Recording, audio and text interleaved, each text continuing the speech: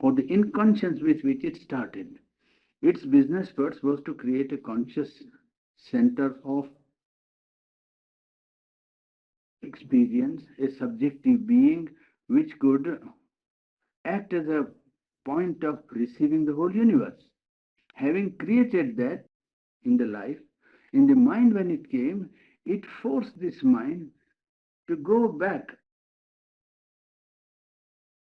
reverse the process of individualizing into a necessity of accepting general, collective, life, need for interchange, need for exchange, need for others in order to fulfill oneself.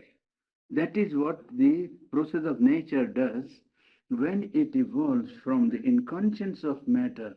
Life begins with inconscience of matter, develops half conscient, half mental life, and evolves into or emerges into full mentality.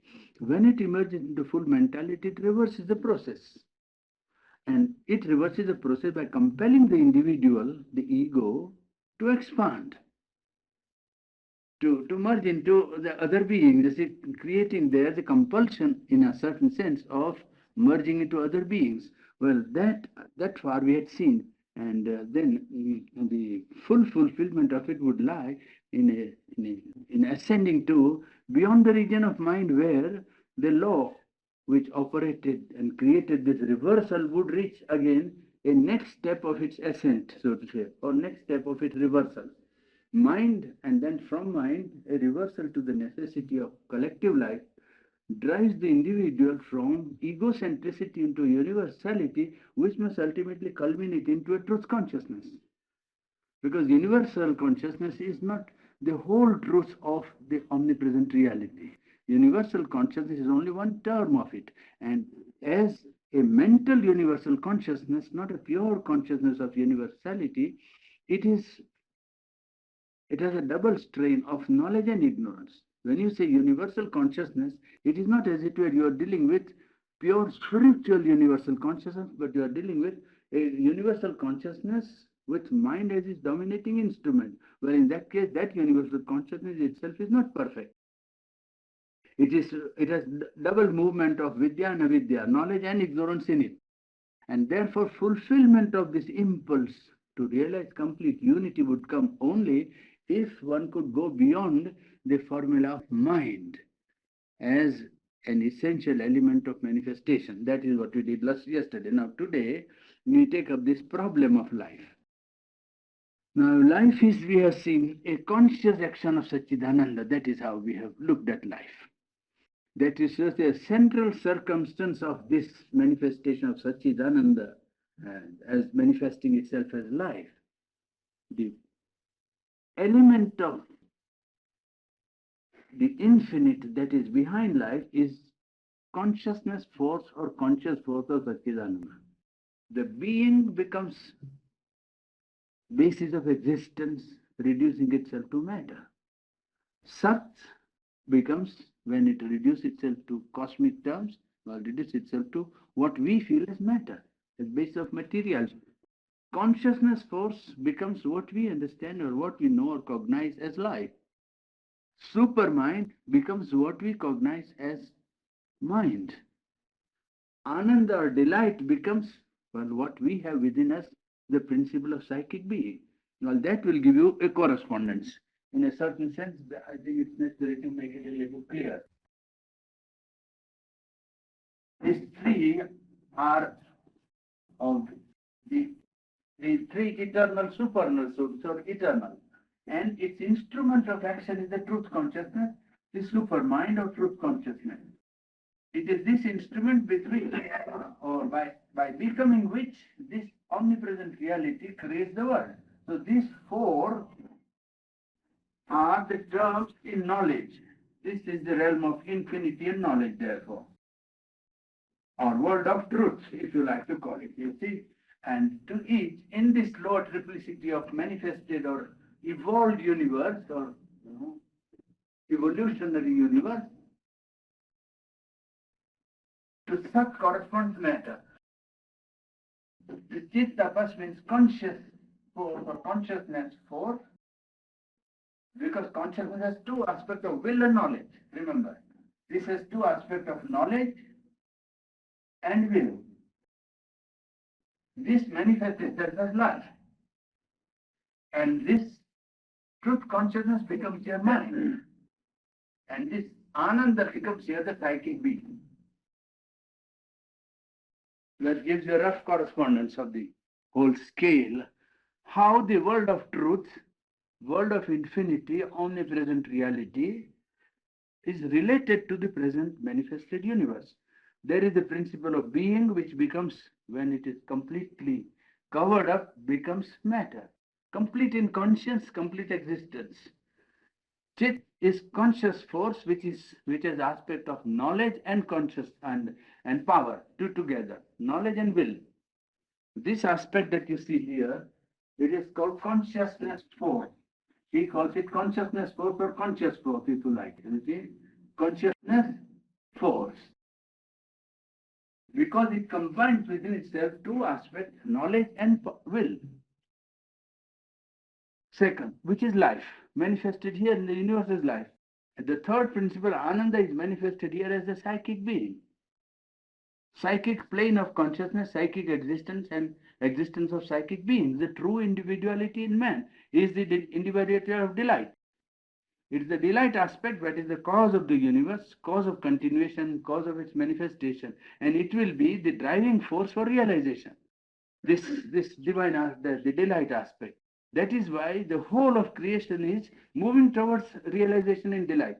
And truth consciousness manifested as supermind, he calls it also in the life divine. This is what he calls the supermind.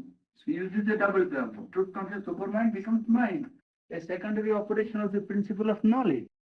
So that the divine creates the world not out of any compulsion, but out of self-vision of the internal and the infinite, in which the self-awareness of the Supreme throws itself out into truth consciousness, because the vision of the Supreme cannot be mixture of truth and falsehood, or cannot be ignorant, or cannot be compelled, cannot be necessitated. It is a automatic self-movement or self-determination of the Supreme that first takes the form of truth consciousness, in which the whole totality of the universe exists as a seed, where infinity is the basis and multiplicity is the variation on the basis of that unity. So that all that is here exists there without losing the basis of infinity and unity. Unity remains, infinity remains, and yet there is a variation and a differentiation based upon that unity. That is the world of truth consciousness.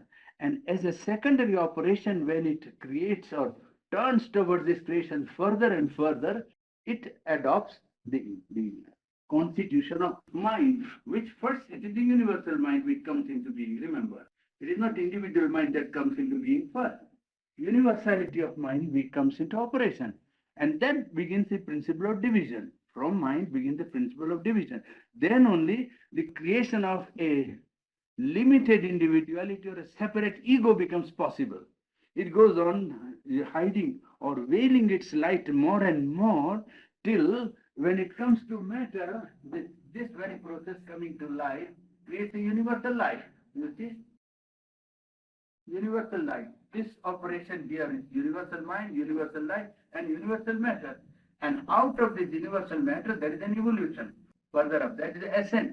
In the ascent, this drive of universal mind creates a conscious entity, the conscious being, and that becomes the beginning of ego. That becomes the rise of ego.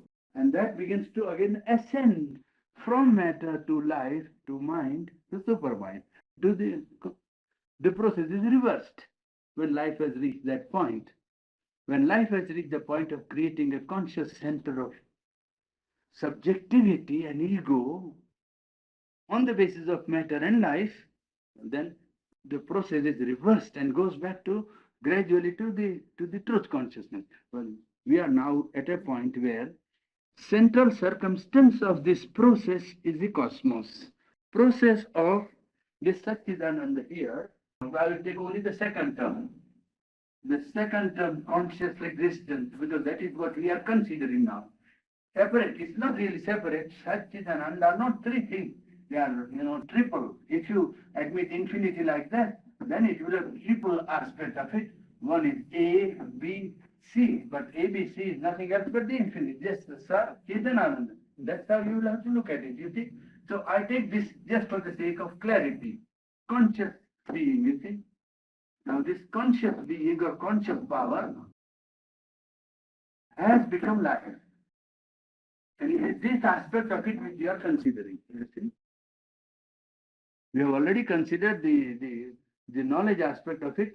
Now, of the be conscious aspect, we are taking up life.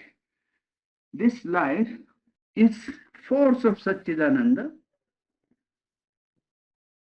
Consciousness, that is the force of Satchidananda, putting forth life under cosmic conditions. It becomes life when it comes after the cosmic mind. And in this cosmic process in which life manifests, you get the operation of the dividing consciousness of mind, because it has come after mind. The first projection was universal mind, and second projection is universal life. This life that has come into existence is subjected to the operation of universal mind. Therefore, a dividing faculty is already at work when life comes into existence. When universal life manifests, the faculty of division is already at work. Mind is the divided action of a force which itself is undivided, truth consciousness, supermind. And this undivided force creates dualities, creates oppositions, creates denials of Satchidananda and its nature. Because of division, the nature of Satchidananda is denied, opposed by creation of duality, both in mind and in life. In mind there is a duality, in life there is a duality. Mental duality of one type, vital duality or life duality take another form or another out. Therefore, we have a world of division and clash, is it not? We have here, therefore, this life world is a world of clash because of division and opposition. It becomes a world of clash. It takes the appearance of a world of clash, which to the beings inside is real. It's not an imaginary clash. And the problem to solve, therefore is to find out how behind this clash we have to seek, search out, or create, or make emerge the unity and infinity and delight. Behind this world of clash, how to create, or is there, first of all, the play of this truth, play of the omnipresent reality, play of the divine, or play of Satchidananda. That is a problem, to find out whether there is a play of unity behind apparent clash, division, and duality, which we find rampant in the world, which is a world of projection of Satchidananda's conscious force under the conditions of universal manifestation, under the condition of the universe. The conscious, infinite, and self-existent, self-conscious force of Satchidananda takes us the form of life in universe, and that life wears the aspect of division, separation, conflict, and struggle. Now, what is how to restore the truth? Is there a truth that is working, and is it possible to realize the aspect of truth consciousness and supramental truth consciousness here in life? Well, that is the problem, and solution has to be sought by not our mind alone. The solution of this problem of division, duality, and clash is not a mental solution, but solution in life. Mind can isolate itself, isolate the problem, and seek an independent solution on the basis of mind only. And mind can say, all this struggle is unreal. I retire into myself when I face this struggle, and mind can deny. The problem and the solution is not only to be solved on the basis of intellect or mind, but has to be solved on the basis of life. Solution is to be sought by the mind and not by mind alone, but solution is to be sought by life. Consciousness as a force created this world movement and its problem. Therefore, consciousness and as force must solve it. Life and its problems are created by consciousness, Chit Shakti, will and knowledge of the Supreme. Well, consciousness working in life must solve it, not working as mind. It is life that must seek solution of its problem and not intellect and mind only. You see? Yes, because the problem is set in life. Life has the appearance first in matter, the material appearance, a vital field, and a mental field. In the mind, the consciousness is delivered from the slavery to the outer form in the mind, you see. And it is freed also from its own limitation of form, because mind can be quite free from the limitations of life and body. The difficulty and the crux of the difficulty is here, that man is a mental being and a mental consciousness, and as a mental being and as a mental consciousness, he is aware of a universal force. He is aware of a universal force, of a universal life, and then he knows that he is only a part of it. And it does not know that he himself is universal. This is the knot of the difficulty, you understand? There is a mind at work, and this mind comes in contact with energy or consciousness all around and knows that there is a cosmic and universal energy at work, universal life at work. It is not conscious of its own universality. Therefore, it is unable to deal with the general life and his own life effectively, because he doesn't know his own universality. Therefore, he can't deal effectively with his own individual problem of ignorance or incompleteness or imperfection, and cannot deal with the general problem. Mind certainly drives man to know himself also. First, it drives man to know matter. It drives man to know life. Mind wants to know matter. Mind wants and tries to understand life. Mind wants to understand man himself. Yes. And this effort to know that you find in the mind is the will of the Satchidananda, is the will of the Supreme working in him for self-restoration. The impulse to know is the operation of the secret urge of Satchidananda, because it's urging it to move to know its own self. It is trying to have self-knowledge, because it has lost that self-awareness since having created the world and becoming an individual center of expression on the point of matter and life and mind. Having sunk into the ego, it has lost the connection between the all, the infinite, the eternal, and has become confined into the realm of the ego. Well, implanted into this ego mentality is the impulse to know matter, to know life, to know man, to know mind. Well, this impulse itself is an operation of the secret will of Satchidananda, really speaking, in man. Appearing as an individual in the world, the Satchidananda appeared in the world as an individual. And therefore, it is putting the secret will into the individual and the world, which he expresses himself, and yet he seems to deny himself there in the world. He has created the world and become an individual. Well, having become an individual, he finds that he himself is denying himself.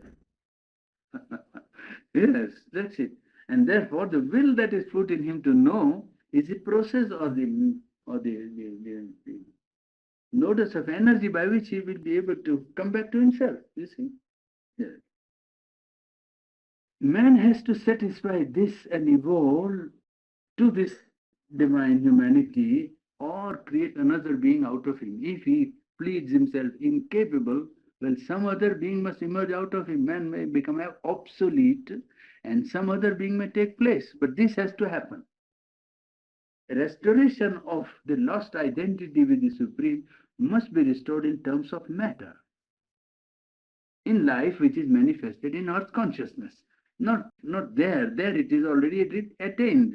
Their attainment of unity is not to be not to be realized, so to say, experience. It is there self-existent. It is here where it doesn't exist, the problem also exists. There where the problem doesn't exist, there is no point in saying that we solve the problem where the problem doesn't exist. That's what the Vedantins tell us, you see. We go back to the Satchidananda and therefore no problem exists, but then in the Satchidananda no problem ever existed. The solution has to be sought here where the problem exists. Well, he has to evolve either to a divine humanity or give place to some being which will be able to embody the truth consciousness in himself. To find the self contained in the seed of its birth. Now, that is another equation which he wants to give, and I think that is a very fine thing that you find if you observe life. In life, what you find is that consciousness, there is a correspondence between consciousness and force. Consciousness and force are proportional to each other in life. If there is infinite consciousness, the force at the disposal of infinite consciousness will be also infinite.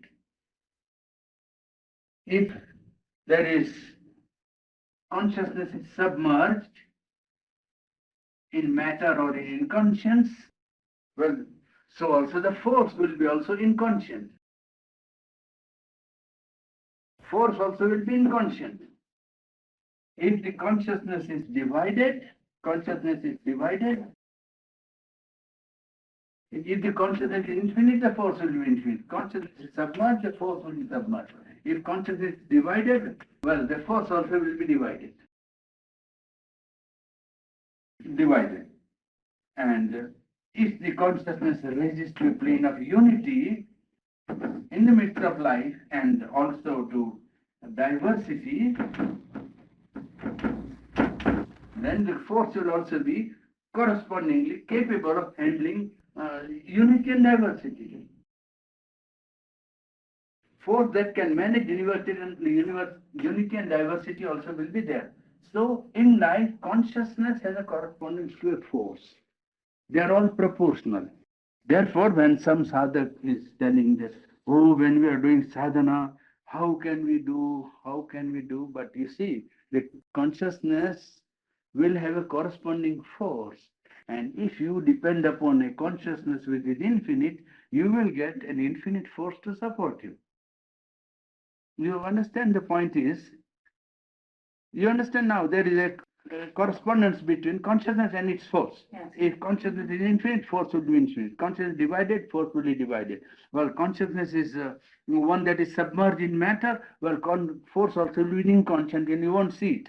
Well, if consciousness is one that can deal with unity and diversity at the same time, well, you will have power which deals with unity and diversity at the same time. Because there is a correspondence between consciousness and the force which it has. When you surrender to a higher consciousness, to an omnipotent, omniscient force or reality, then the force of that consciousness will work in you. You understand? Very simple in one sense. Yes, you are an individual, you are in a divided consciousness. Therefore, your force is here. This is the force you have. In a divided consciousness, egoistic force, and you aspire from here. Then you are free to this divine consciousness. Then the divine force will work here. Is it not? You are here in a divided consciousness. Man is divided consciousness, ignorance. He, by aspiration, opens to this infinite consciousness, divine, omnipresent reality, and appeals to that infinite consciousness to work in him. Well, infinite consciousness got infinite force. Therefore, the infinite force works in reply. It's quite almost self-evident. No, look at that. It goes. You see, the correspondence is here. The force working here.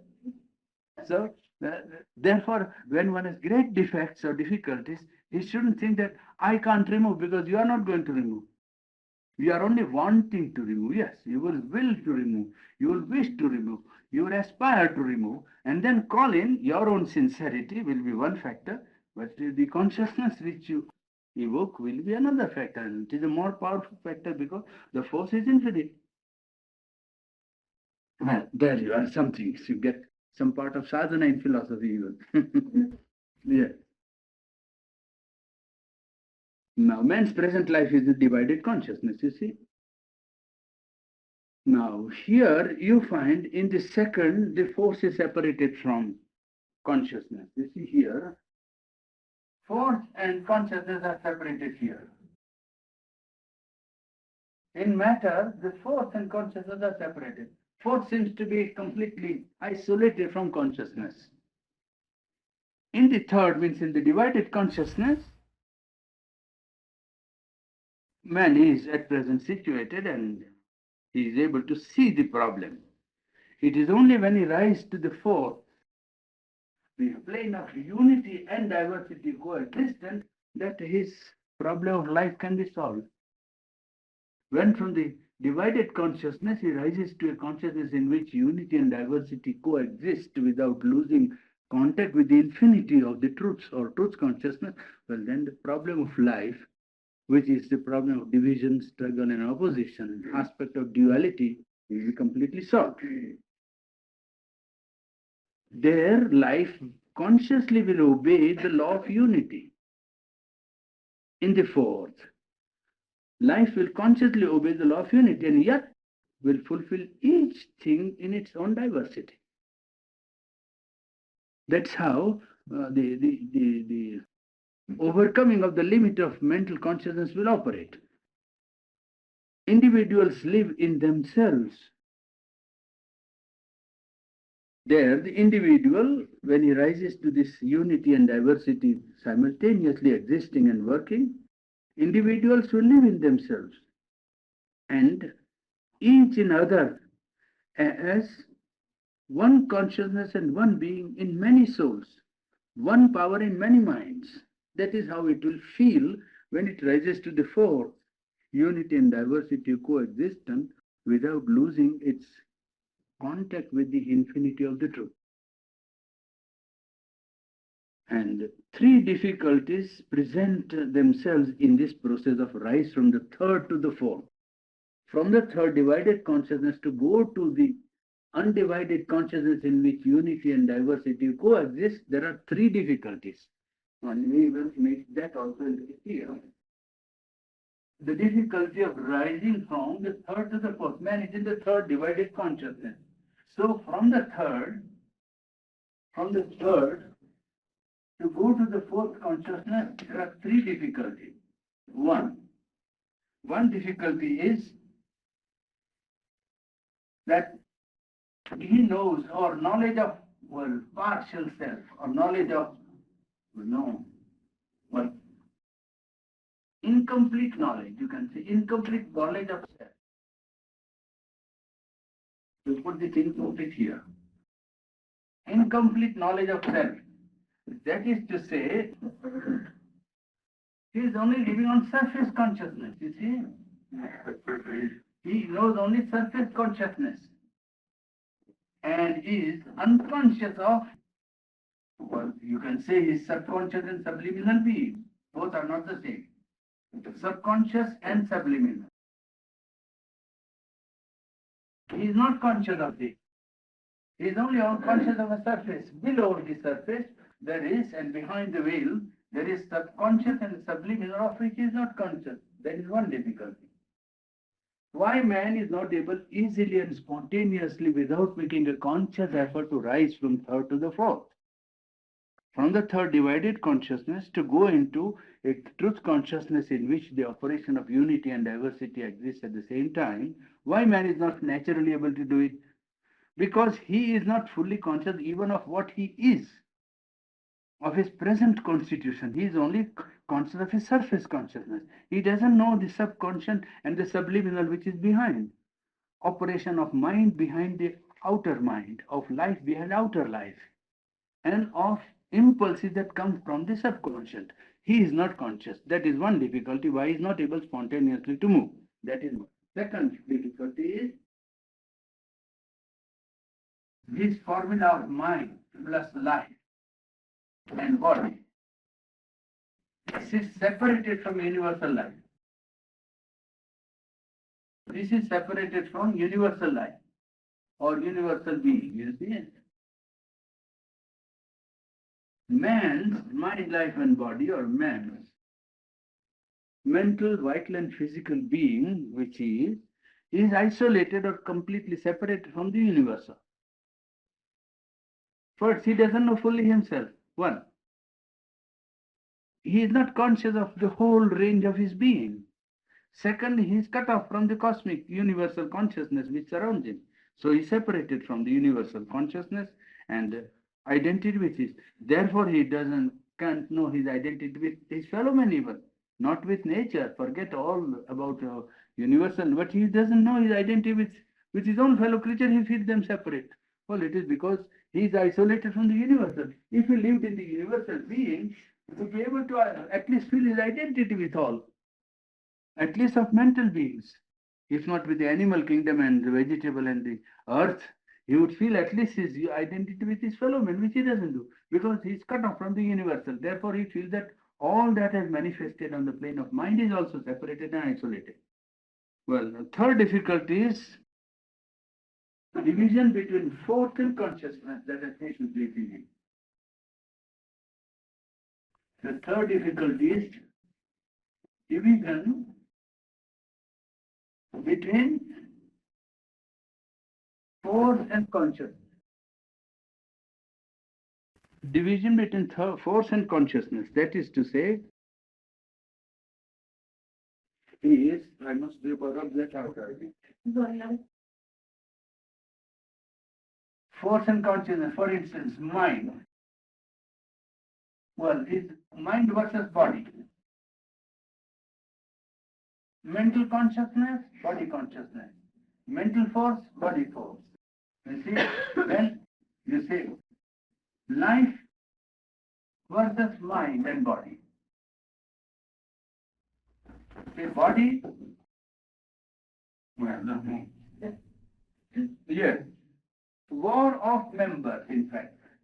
That is the division between force and consciousness, because you can say want of harmony of instruments, you see, and therefore the force is divided.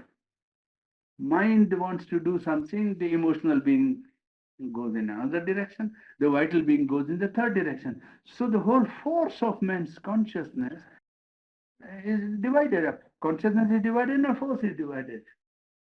There is not a sort of a harmony in the operation of the consciousness of man, because man is not an integrated being. He doesn't act as one, as one organized and an integrated consciousness. He works as 3 or 4 divided persons working at the same time. These 3 difficulties will prevent the rise from the third status to the fourth status of truth consciousness, in which unity and diversity would play on the basis of the infinity of truth consciousness. Well, that prevents him from making the effort.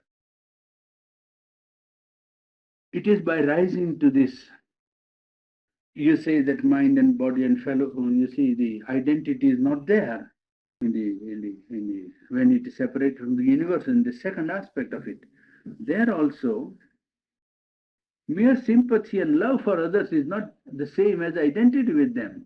And what is intended and required is identity.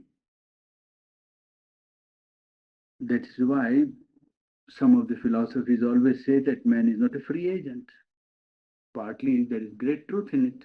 Free agent in the sense that though there is a sense of mastery in him, there is a sense of somebody who can rule his nature in him, he is not actually ruling himself, because he is first partially conscious of his being, quite unconscious of wide range of his own constitution. He doesn't know his subconscious and the subliminal. Then he is separate from the universal. And then he is divided within himself. So these three or four factors being given to say that man is free, and people, man thinking that he is, I am completely free. People talk always, I'm quite free, but they don't know what they mean by freedom because he is not free at all. You see, he is under the operation of nature, we'll say, and those schools of thought which say because his consciousness and force are not adequate to each other, are not proportional. He is not living in a unified consciousness and therefore capable of exerting a constant force. No, he is governed by nature, and it is nature that works in him and not that as if he was the ruler of nature and capable of taking the flow or current of nature energy towards the ascent or towards the fourth step, which if life reaches, then life will reach the solution of its problem. But if he is governed by nature as he is actually at present, he cannot manage to proceed, to the ascent. There is a Lord in him for mastery, but for that he must rise from this ignorant Maya to the creative Maya of the Supreme, to the Maya that brought the world, Satchidananda Maya. You see the power of the Satchidananda. If he rises to that, then for him the problem is easy to solve because then he will become one who can consciously govern his nature. Now that problem of life can be solved only by life rising to that fourth status in which, as we said, unity and diversity coexist on the basis of infinity. This division between force of nature and conscious being is all over nature.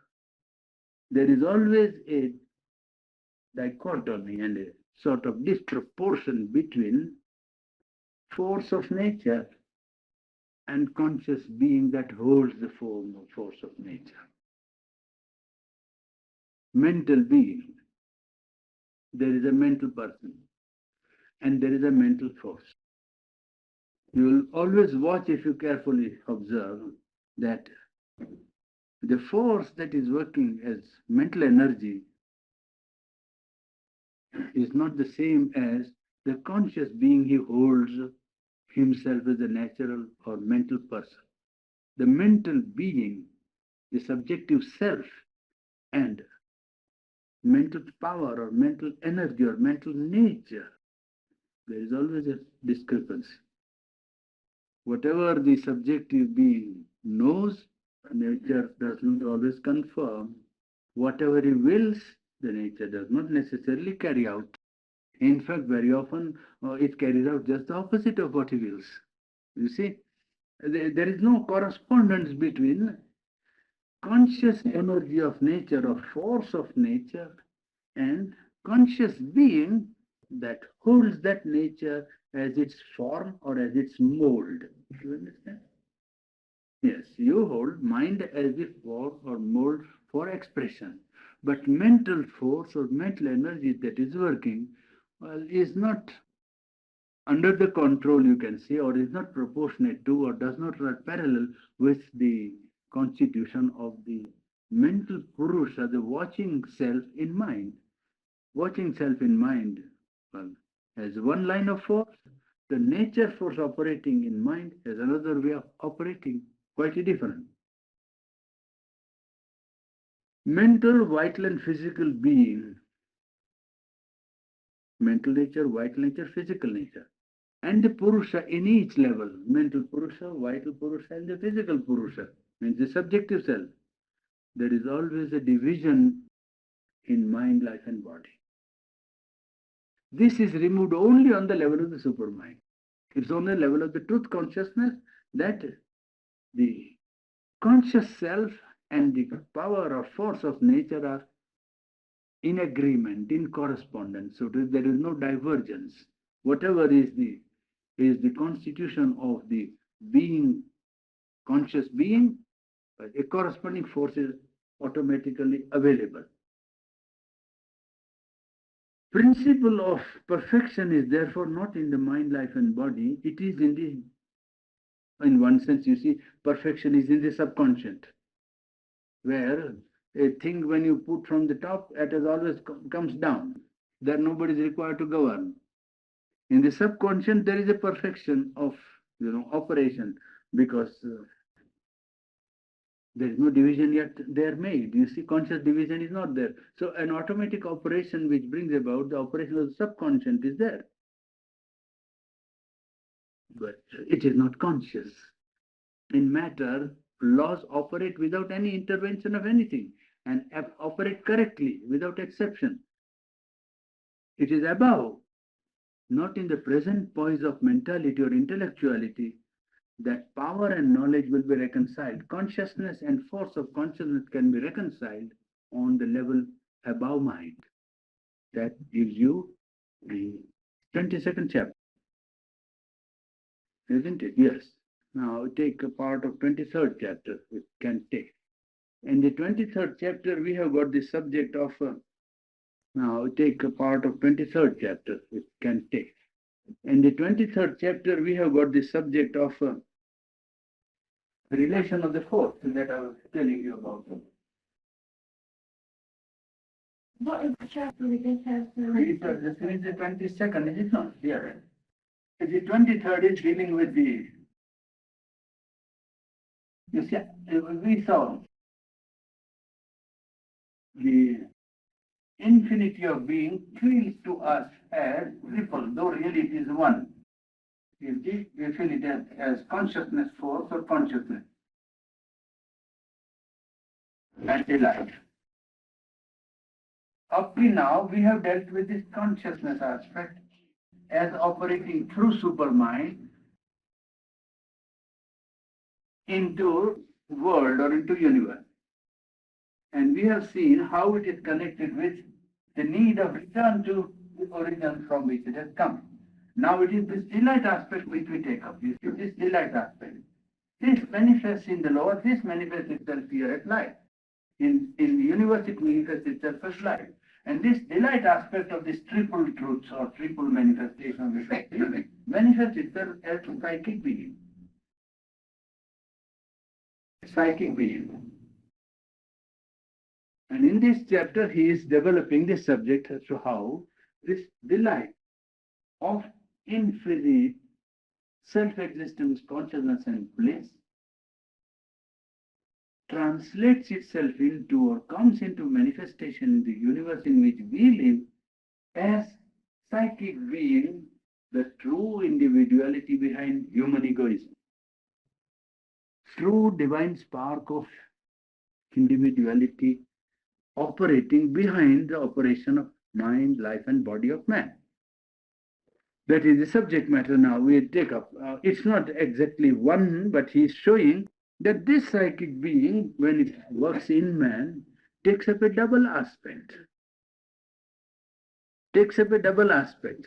A part of it undergoes an operation of avidya, maya, the power of ignorance, and another part keeps behind, independent and free. This is the subject matter. You see, we have seen that life, the first status of life, that requires a little clarification, I think. That is going to be otherwise you get into a forest. That's the learning, but that's right here. We see that in life, the first status of life is dumb, inconscient. First status. The second status of life is, we have seen that already, but just a little. It is rooted in desire. Status are rooted to desire, eagerness to possess, and so on. You see, limited incapacity, therefore, limited incapable, you can put it roughly. Limited incapacity. Third status opens into mind, and there the element of love begins to operate, and that opens out, so to say, like a bud here. This opens out like a bud. And its perfection can come only in the four by rising to a plane of conscious unity. Life has gone through these three, it is to go to the fourth one. Well, that is what you are roughly seeing. Because that aspect of love must become universal. And if it is to become universal, it will have to be freed from limitation of mind. Yes, and therefore it must rise to the truth consciousness. Now,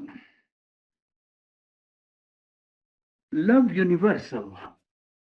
This consciousness of unity means this love itself will be freed from the limit of ego which is operating here, and this love will become love universal.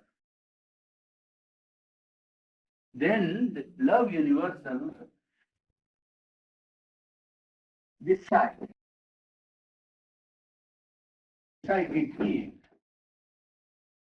the true individuality in the human being, well, is seeking this universal delight with the result of universal love. The true individuality in man is not seeking necessarily fulfillment of the ego in terms of ego. What it is seeking is widening out into universality so as to contact the delight, ananda, of which it is a representative in ignorance. It is seeking for delight, and it is seeking for universal delight of Satchidananda, delight of the whole expression of cosmos. That is what it is really seeking. Now, here, there are stages of ascent of life. And you will see, if you observe these four stages of which I spoke, that in the four stages, you will gradually see that life seems to begin from here in conscience. All movement is toward delight. All that movement is towards delight. The fundamental force which drives life to go through these stages, first, second, third, and possible stage of the fourth, is seeking for delight. Everything that exists wants to experience delight, wants to manifest delight and experience of delight. Well, you will see that the stages which we are in can be arranged in a sort of a hierarchy. You see, you can understand that it is this ascent of life is the ascent of the divine delight in things, from dumb conception in matter to its consummation in the spirit. Delight drives the material inconscience, from the material inconscience to the infinity of the spirit. World, therefore, is Satchidananda mask. It is wearing the mask of matter, mask of inconscience, mask of struggle, mask of animality, mask of vegetation, mask of human life, mask of clash, mask of group, mask of individual. World is Satchidananda masked. Life is his conscious force. And his conscious force, the secret of movement of this conscious force, which is life, and the secret of its movement must be delight. Secret of its movement, why does it move? Because it's seeking delight. It's delight. It is inherent in all things. If it is held back, if it meets its opposite, pain and suffering and evil in life, then life is never satisfied. Life does not take suffering and pain as if they were laws of life. It always contradicts an opposite and says no. So that whenever it meets its opposite, it never is satisfied, which again is indicating that delight is the drive and delight is the goal. See? Yes. To seek for delight is therefore the fundamental impulse and sense of life. People put it, some, people who talk platitude, they always say, oh, everybody wants to be happy. Therefore, when that Shankaracharya came to India, from India, when talking, he said, everybody seeks happiness, which is very dilute way of putting the truth. No, not happiness, delight. They don't, they're habituated to talk like that, so they talk loose. When you go to the analysis of the problem, you cannot make it, in terms of platitude. It's very difficult to talk truth in terms of platitude. People always want to be told that, no, everyone wants to be happy. Then everyone says, yes, that is exactly what I want. Sri Aurobindo would say, no, don't try to be happy. You will never succeed. You will never succeed. If you want to be happy, then it means you are seeking the delight. Then delight is something self-existent. It is not happiness. Delight is universal. And that delight belongs to your true ultimate constitution. And you have to go back to your true constitution to get that delight. It is not simply for mere asking that it is available. It is a problem and it is to be sought, and there is a solution, there is a way and a method. Where is this delight in man? What is its star? In what instrument does it reside? We have seen that conscious force is life, supermind is mind, but where is this ananda or delight or bliss? Bliss exists in man in the form of his psychic being, the soul. Soul is an emanation of the delight of Satchidananda. And it therefore fundamentally always seeks delight and can get it because it is always universal when it gets back to its true experience or realization of self. Delight is the true self of man, not mind, life, or body. True human being is not a mental being. Mind is his instrument. True human being is not life being or vital force in man. True human being is not body or force that works in his physical being. True human being means in his ultimate truth is a psychic being who uses mind, life and body as his instrument and is himself a projection or a manifestation or emanation of the delight of Satchidananda. That is a true individuality. And this individuality also, most unfortunately, is divided into two in man. You see, now we come to man. You take up man. Take up the mind of man. This mind has two divisions. One in which is conscious of surface consciousness, where he is conscious, and some parts of which is not conscious, subconscious and subliminal.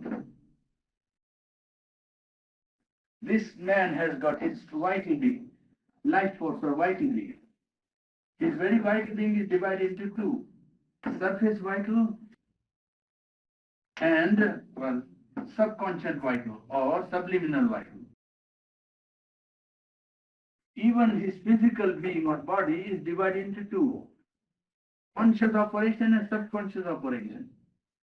So you find a dichotomy in his even present ignorant constitution. The same thing happens in his psychic being. In his psychic being, there is a surface self. You see, mind, life, and body, each one has a conscious part and unconscious part, is it not? Yes. Mind. Hey, that little thing in your mind going round and round and round the other day, that's me today. Wait, mind will read. That's your mind, Clyde. Mind. Now look. That's man. Wait now. Mind, there is life, there is body. And then behind all that is the psychic being. So you put the psychic being here. You see, this psychic being is here also in the fourth part of man, because that is his true individuality behind it. This is his instrumental nature. Put man here more correctly, you see. Then in the mind there is a division. Mind is two. Surface conscious, subconscious and subliminal. Life is two. Body is two. And this being also when it comes here, projects one part in this ignorant and one part is kept behind. Here what comes is desire soul. This psychic being in ignorance becomes the desire soul. I can start all over the other way. So you get, you see, a division takes place in man. Now, mind is divided like that. Life is divided with outer life force or life being or life personality and inner, involved in the same thing. This desire soul, which is a projection of the psychic being in ignorant nature. In this mind, life and body, psychic being projects itself. But when it projects itself, it is not able to act in its purity. It becomes desire soul. Means the delight it seeks is the delight through the operation of desire in mind, desire in vital, desire in body. It's seeking that delight, really speaking, but it becomes desire soul in ignorance. The problem for man is therefore to get back from the desire soul to the psychic being. Then he gets into universal delight. If he remains confined to this desire soul, he meets with the experience of happiness and suffering and pleasure and pain and a double experience of the delight. The delight itself comes to him in three forms: pleasure, pain, and neutral indifference. The very delight he feels in the desire soul in three forms, which are more than dual: pleasure, pain, and neutral indifference. That's all that the desire soul feels when it identifies itself with nature, comes and operates in nature. Then it only has these three forms. When it withdraws from the desire soul and identifies with the psychic that is true self behind, then it opens to universal delight. Then all contacts are contact of delight. Then it opens to universal delight, the delight of the Satchidanand, really speaking. What was the duality in life? I know that, and in the body. Well, in the mind, there is a surface mind, ego, and so on, subliminal self. In the life, also an outer vital personality, an inner vital being, you can say a subliminal vital being. In the body, you have got the most outward physical body and inner physical consciousness, a subtle physical consciousness available to man. Body is not only gross. Body has got its own subtle consciousness. The level of matter is not only, that which is seized by our senses. Now, even science shows that you cannot see, atom with your eyes. You must have an instrument in order to see, and even then what you see is not atom, but some operation of atom. Even then you are not seeing our atom, you see. So there is a subtle physical body behind this gross physical body, which is physical and material and not subtle, vital or mental. You understand? There is a subtle level of body itself, not one. Sherno would say more than one. And the desire? Desire soul is the projection of the psychic being in this world of ignorance of mind, life and body. Oh, in all three. In all the three, the desire soul is the emanation or projection of the psychic being. The soul trying to come and experience the universal delight. But because it is subjected to the operation of mind, life and body and works under those conditions, it goes through the experience of pleasure, pain and neutral indifference and not get at the delight. When it withdraws from the desire soul or gives up the desire soul and operates from behind where it is true, plain or seat, well, then it opens to universal consciousness and universal delight. Then immediately the experience of each contact or each what you call the impact of outside world is always an impact of delight. You see? That's it. That is the thing he is trying to say here. Now, this psychic being is veiled in our individuality. And it is very close to universality, as I was just telling you. In its surface action of desire soul, the universal delight only enters. But the universal delight is deformed, coming through desire, coming through mind, coming through ego. What it gets through desire is not something new, not something that is not the delight of Satchidananda, but only it comes through such a narrow and distorting medium that it gets the form of pleasure, pain, suffering, joy, all kinds of, that delight becomes like that there. So what the desire soul, which is a projection of the psychic being in the nature part, gets is not something wrong fundamentally. It gets something very right, but well, has it wrongly, that's all. Yes, it doesn't get the thing in its purity. It gets the thing in its mixture or in its impure state or distorted condition, and therefore doesn't experience what it should give. It experiences just something which is the working of his present limitation and distortion, pleasure, pain, and indifference. Otherwise, it would all the time feel the delight, which is the law of psychic beings' experience. In the desire soul also, it's a universal delight that enters, but it is dwarfed and distorted and limited and subjected to, well, wrong forms or false forms. And it is the desire soul that distorts. To go to the true soul is the remedy out of this difficulty. Soul is the self's delegate, and self that is in man is the self of the world. Therefore, it always can open to universal delight. Reception of delight. This reception of delight is called rasa, enjoyment. You see, when you rasa means enjoyment. You see, sap. Yes, reception of this delight is determined by the subjectivity, by the condition in which you stand.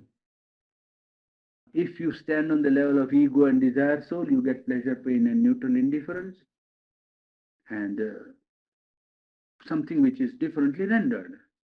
And you feel that this delight is running through the whole gamut of inconscient, consciousness, and superconscient. It is running through the whole cosmic creation. You see, inconscient or subconscient, the conscient and superconscient, all is pervaded by the flow of this delight. Soul takes the joy of all experience when it retires or can identify itself with the psychic being. Desire soul is pressed by the subliminal soul to change. You can make a change in the desire soul by going back into the divine psychic being that is behind. Soul can come to the surface, the psychic being. Then one experiences through mind, through life, and through body, equal and all-embracing delight. Equal delight, all-embracing delight.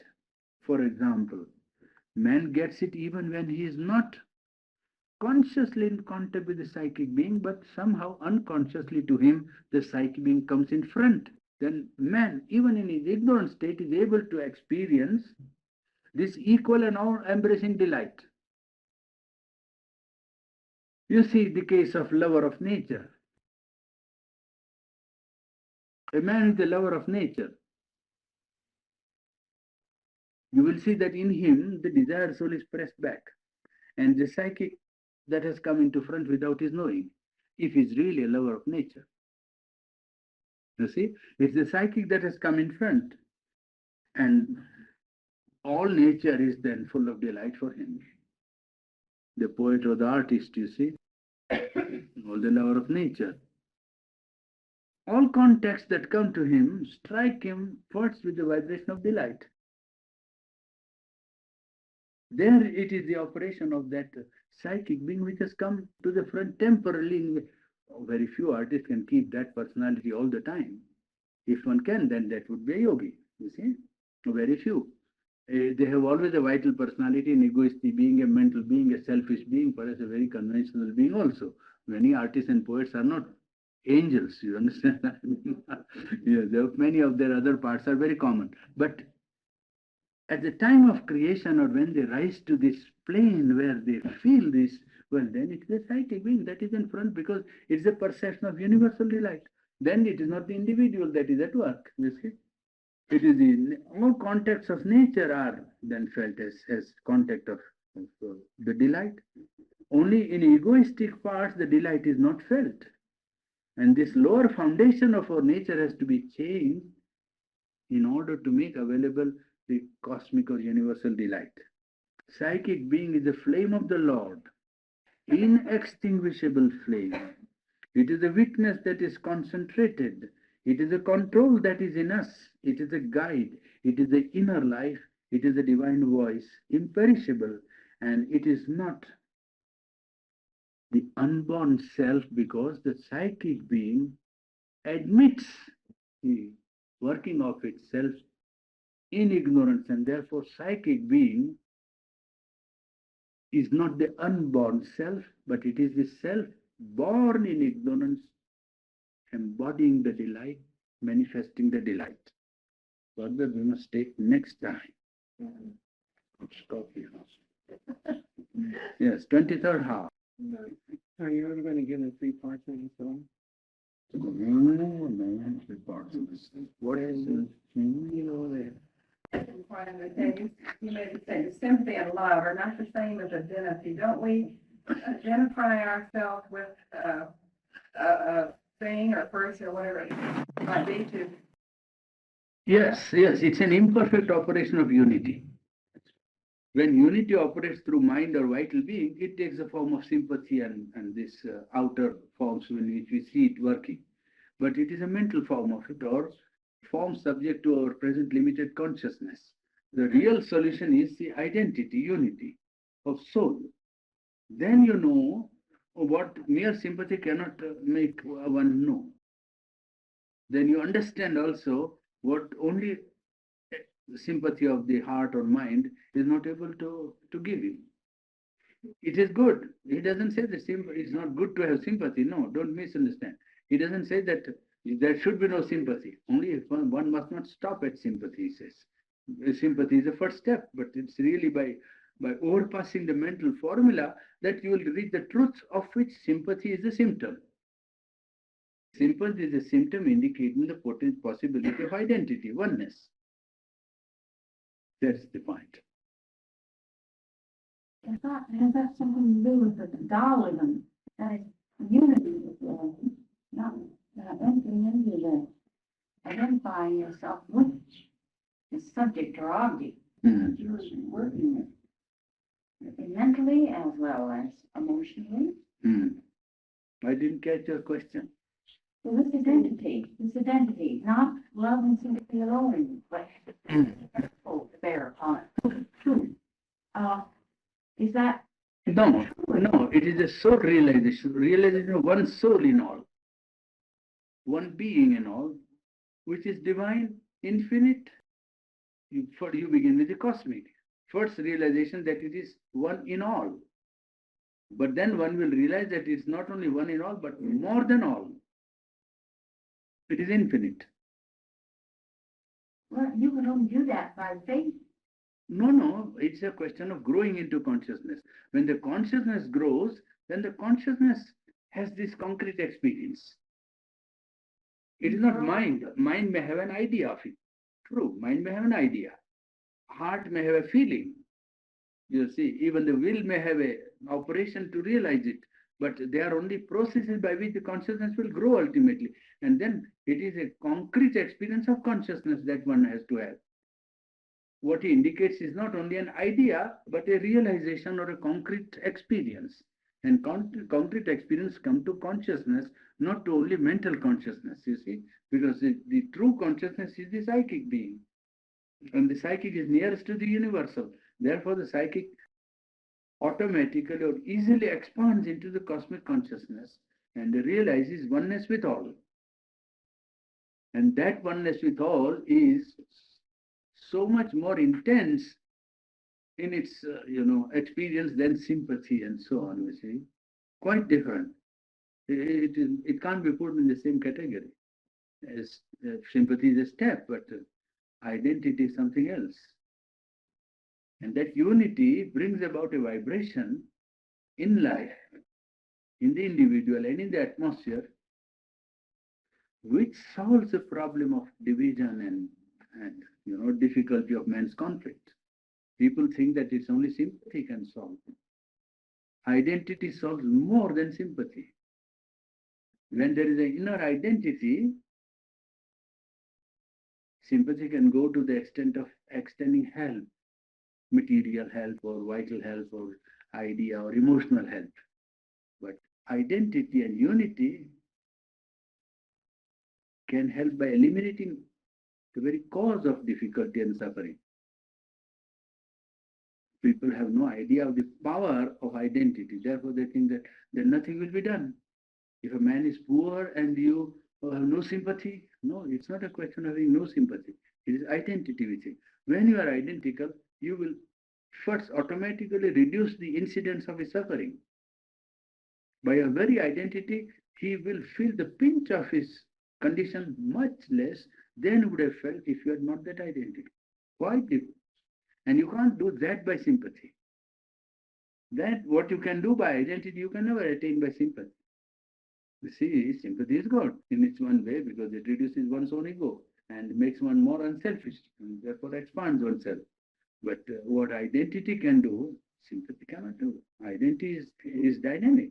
This identity is not merely a status, quietly identity and doing nothing. That identity helps the world.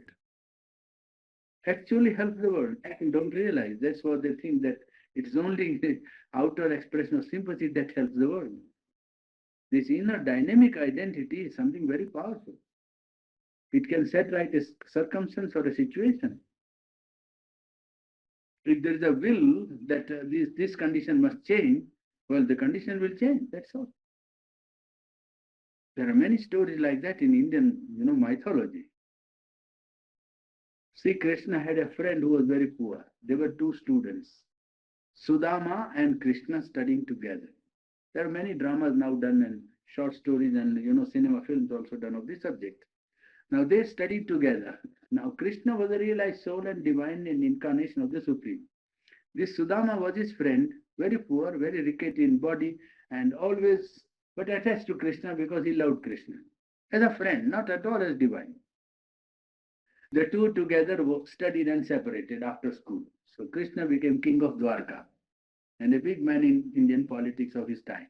This Sudama was a poor fellow somewhere in a hut, living in a village and a little property and very poor condition and suffering all the time. So Sudama, he used to say to his wife always, "My friend, you don't know Krishna, great man. we were together. He's very great, but I was his student. We were together," and he was all the time flaunting his friendship with Krishna and telling her how wonderful the two friends were when they were studying. And they had a number of children, and they had no money and very poor, starving. So when the starvation point came, one day his wife got wild and told him, "Look here, don't talk nonsense. If your great friend is now a king of the Dwarka, go and get some money out of him." He says, "You are a fool. How can I go to a friend and ask money? I am not a small man. We are friends. I and he are equal. He may be a king, but he is my friend. I don't care." He said, "But you say that he's a good, generous friend." "Yes, but why? How can I take advantage of generosity of a friend? Friendship is impersonal, that's all. It has nothing to do with my poverty and his being a king." She got wild after 2 days and said, "You see, there is nothing to eat here and don't talk. You better go out and get some food or get some money. Go to your friend." And then at last he one day fell into subjective mood and said, "After all, she may be right, who knows? And Krishna may do something, but it's so bad to go to a friend and say, 'Give me money.' It's the last thing, to reducing myself to that. This is want of identity, you see." And so he said, "How can I ask him money?" and so on. "I don't ask. I won't ask." So he said, "You want me to go, but to go to a friend after 18 or 20 years, empty-handed like a fool, it's not good. And we have nothing to carry." She went to some neighbors and borrowed some, pounded rice. which we fry in India, you see. And she brought this pounded rice and said, take this to Krishna and give it to him as something which you carried for him from here. And so he took that package and then he walked down to Dwarka, his capital. And then he announced and went to the gate. There was a gatekeeper. Nobody goes into king's house like that. Somebody said, who are you? He looked so rickety and poor, dressed. And so, get out. They said, what's it? No, no, you tell him. I want to see him. Ah, you can't see him. No, no, you go and tell him I am Sudama. You tell him my name. So when then the beauty, the way in which the Indian, writer puts it is very beautiful. I mean, aesthetically wonderful. Krishna was surrounded by Rukshmini, his queens. You see, they were giving him bath, and just after bath, he was being looked after, and sandal paste and garlands and flowers and so on. And suddenly, this man brought a chit that Sudama has come. He left all of them and he ran. So they were all surprised. What a friend has come! Look, he has not even completed his toilet, and what friend must be this? He ran simply all the queens, 4 chief queens he had. So all of them 4 were discussing who is this friend. We never knew that this is somebody wonderful he must be. And then he went and at the gate, he embraced him and said, come along, why are you standing here? Come on.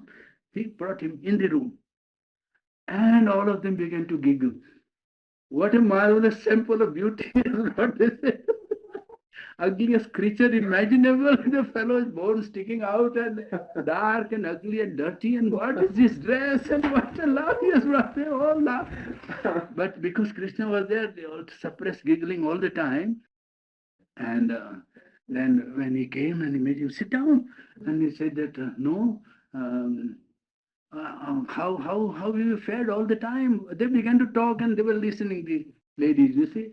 And then he said, oh, you see, after school, where did you go? We are studying together with that rishi in the ashram. You remember? We went to go together to cut wood for the sacrifice. And you did not cut wood. Sudama used to tell him, I used to cut your share. He said, yes, I know, you are so kind. And I remember very well. And then what happened to you? He said, I went to village and you see, I am not very well off. But it's all right. Life is like that. One takes life as it comes and so on. So you are married? He said, yes, I am married. Oh, then where is your wife? Why didn't you bring your wife? He said, no, she is long way off. Your children? He said, yes, I have plenty of children, but oh, no, difficult to bring all of them here. Oh, then you didn't bring anything for me? And Sudama was trying to know, you must have brought, I know, you see your wife, Babi means we say, you see, that's a name, special name for her. She must have given you something. And he was hiding it like that, you see. So Krishna said, no, let me see. And he took it. By force, what? You have brought this thing and you are hiding. It was only poor rice, you see, and fried rice, nothing else. And he said, oh, wonderful, how nice. He took one mouthful and said, oh, it's very sweet, wonderful, how she is a very good cook. And he took second. When he was taking third, Rukmini rushed, his chief queen, and said, now we have given enough. Because she knew that it's not this eating. He is not only eating.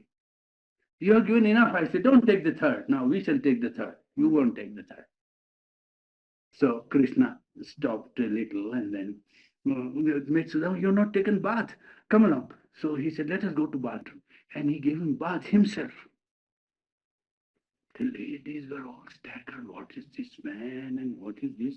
Krishna is giving bath to his friend and this poor fellow. And they gave him new set of clothes and said, you see, you come again another time, we shall live again and so on. After 2 days, they left the place and went away. And when going, he said, the friend, I forgot to ask. But he himself didn't volunteer to give anything. You see, I didn't say about my poverty, nothing of the kind. And how can I belittle myself before a friend, say I am very poor, therefore give me something. But he should have thought, he has seen me that I am not in very good condition. He should have given me some money. He didn't give me anything. When he went home, he couldn't recognize his house. He came and said, where is my hut? There's a palace. There's servant palace, plenty, and lights and notes. He said, somebody's house. And suddenly he was walking, he think, oh, I think something has happened, earthquake or some destruction, and somebody has come and built a new house. Suddenly his wife rushed out and said, what is this? Come along. Come. What? Plenty. See Krishna. Said, well, no, he gave me nothing. Said, what? You don't know. The miracle happened, everything changed overnight. The operation of unity, I'm talking of that unity, that this action takes place on the basis of fundamental unity of consciousness, not out of sympathy. It is that unity which wills that certain circumstances be set right. Well, because the consciousness is a true consciousness, it operates. The meaning of it is not a miracle, but meaning of it is that unity of consciousness realized can become very effective in life. That's all. Unity is more effective than outer sympathy. Krishna showed no sympathy. He took the away and he, on the contrary, argued that, you see, he took away the little thing that I had got and gave me nothing in return. When he came back, then he felt very sorry and wept to his wife that, you see, I was unjust. Even when I coming back on the road, I was thinking that he gave me nothing. But you see, he is the Lord and he is the divine. He is not only my friend. Then he felt that it was the divine that was his friend and not the human Krishna person whom he had met. You see, it's very difficult to recognize the divine when it is taken as a human body. You see.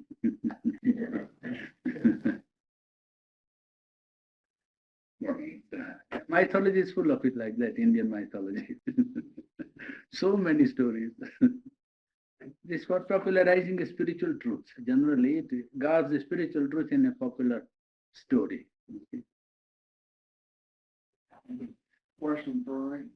On this ascent into universal consciousness Yeah. that you so well described on the board. Delight, yes. Yes, well, Life light into its gradually ascent. increasing ascent of seeking delight. Yes, Of course, right. the other night you mentioned also the opposite of that. Yes. The duality, even within that rise, there Yes, is yes. there is a force within that opposite. Is that right? Into its ascent, there must be also an opposite. No, that is the descent has taken place from the infinite. Mhm. And the ascent is from matter to spirit again. You see, you have to take a double line of ladder. If you want to understand it clearly, you will take a double line of descent. You see, you have to imagine a sort of an infinity first. Mhm. And from that, there is a line of descent. And that line of descent takes the form of a ladder. It is not plumb down drop like that, Mhm. taking a plunge. No, it is as it were. And then a plunge. Yes. 1, 2, 3, 4, and a plunge. This is inconscious, if you like, or anti-conscious. Mhm. Inconscious, you see, this is inconscious. Then in this same, there is, to our view, a rising ladder. Mhm. 1, 2, 3, 4. This is like that, this is like that, you see. Yes. Now this is from inconscience again to matter, life, mind and supermind. This is the rising ladder, this is the descending ladder. From Sachidanand to matter or inconscience, from inconscious back to the Sachidananda, manifesting here a world of truth. Was your question that was it a duality? This? A duality and we could refer to as a dark force or a negative force against the individual's rise into this awareness. No, in the Satchidananda itself, you can say that here matter and spirit. You see, if you put it this way, Mhm. this end will be spirit, Mhm. this end will be matter. Now there is also a current going this way. Yeah, duality. So that in the spirit, the matter is involved, in matter, spirit is involved. Because matter is involved there, that ladder takes place. Yeah. Because spirit is involved, this ladder takes place. For the dynamic, the ladder is necessary. You cannot put a static, representation to represent something dynamic. Continuum. Yes, yes. And in the Old Testament, Bible, the story of Jacob. who tricked his brother's inheritance, you see. And that was a terrible thing to do. So he was sent off into the wilderness. And he was expelled from his home and his household, every right he had, because he had stolen himself the birthright. And so he found himself absolutely alone and a sinner and an outcast. So he built an altar and he gathered what stones he could and he said, "If you will be my God, then I will be your servant. I will serve you." And he lay down and he had a pillow of stone. So he had a beautiful dream, which I think he didn't deserve, but it was very handy that he did have it. And he saw the angels of God ascending and descending. He saw the angels of God descending and ascending, which makes me think that probably, well, he unconsciously, he went through a very few of this experience because he must have had a very magnificent ego. God, Probably. Perhaps in Tantric Yoga also have an experience of descent of power. In the Tantric sadhana, the descent of power is a common experience. Even in the Jnana Yoga, means knowledge, yoga of knowledge also, there is a descent of the higher consciousness. It may descend as light, it may descend as energy or power. The descent can take place even as delight. So the descent also can be, you can call it specialized, so to say. If one has only asked for knowledge, naturally the descent of knowledge only takes place. He has aspired and opened himself only to the aspect of power, then probably the power current only comes. What he says that is you must leave it entirely to the higher consciousness to decide. And you must keep all the instruments of your nature open for perfection and open for operation for the higher consciousness, including your body. Because body also is a form and a field for expression of the highest reality. Therefore, perfection of the body is not to be left out in a scheme of spiritual perfection. Body has to participate in the scheme of perfection. Only you don't give too much importance to the body and start with the body. But body is not to be neglected. no, Yeah, no. that's it. Body, nervous system, vital being, emotional being, mental being, and all the ranges above the mind.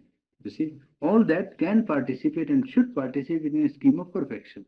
That is Sherundo's stand. And so when the descent is taking place, well, all the steps of the descent have to be covered in ascent. And all those that have now been embodied by man, the material part, the vital part, and the mental part, all must participate in the perfection. That's the point. Now, don't you, do you think that there are some beings that can actually witness all this? They Oh, know, yes. they can see, and they have an intuitive understanding of what's happening, but I don't think most of us do. No, there have been sadhana you can open. Many people have seen these things. Many people, I know about several dozens of them who have seen these things. This is not in merely abstraction, no. No, This is no. the play of forces. And people who have sadhana and are opening here of the eye, there is an eye here, there is subtle eye. When that opens, you are able to see. You need not want to see unless it is necessary for you to see. The development itself will give the sight, you see. Then you can see from here. Yes. Perhaps some part of it, yes. Some part of it out. We are through 1/3 or 2/3 of the chapter, 1/3 is left out. Very, very carefully subjected himself to the witness so that he could Oh, yes. many and many times Oh, yes. witness this and experience it deeply the following year with more of it abundantly. You said for 40 years. Yes. It is the experience which he organizes in terms of mind so that others who have an aptitude or an aspiration can feel a conviction in mind and pursue the road, pursue the path. Well, he said he didn't have any need of the supramental himself. Yes, it was for the earth consciousness. He didn't even need it. you can't accommodate yourself to the working, then it's better to take slowly and take rest and go slow. There are some people who have a good attitude and they get in, all right. But if there is some part which is to be worked or raw or requires to be prepared, then it's better to go slow. Other thing, really speaking, spiritual life is not exhausting at all. Yeah. On the contrary, it may set you right more often than not.